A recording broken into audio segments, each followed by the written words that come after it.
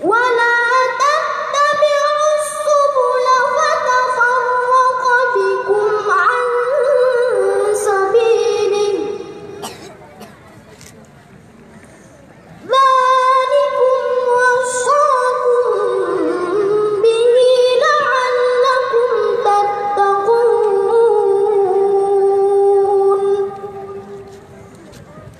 صدق الله العظيم.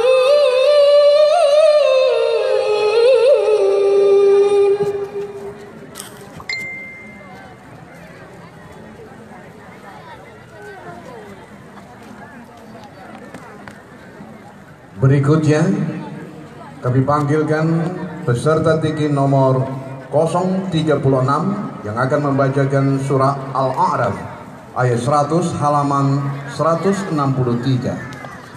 Hadirin dan Dewan Hakim yang terhormat, peserta tinggi nomor 036 yang akan membacakan surah Al-A'raf ayat 100 halaman 130. Kami maksudkan 163 berikut ini adalah sebagai peserta terakhir cabang tartil Quran kita hari ini.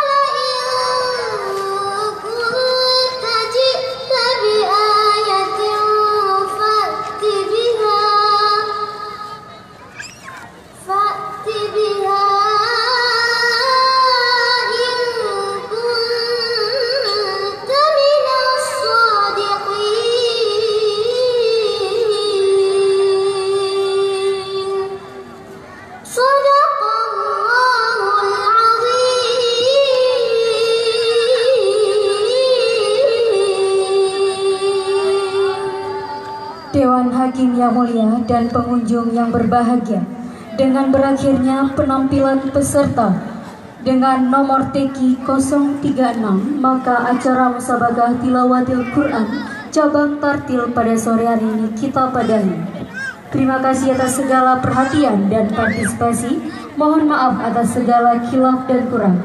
Billahi fisabilillah. Wassalamualaikum warahmatullahi wabarakatuh.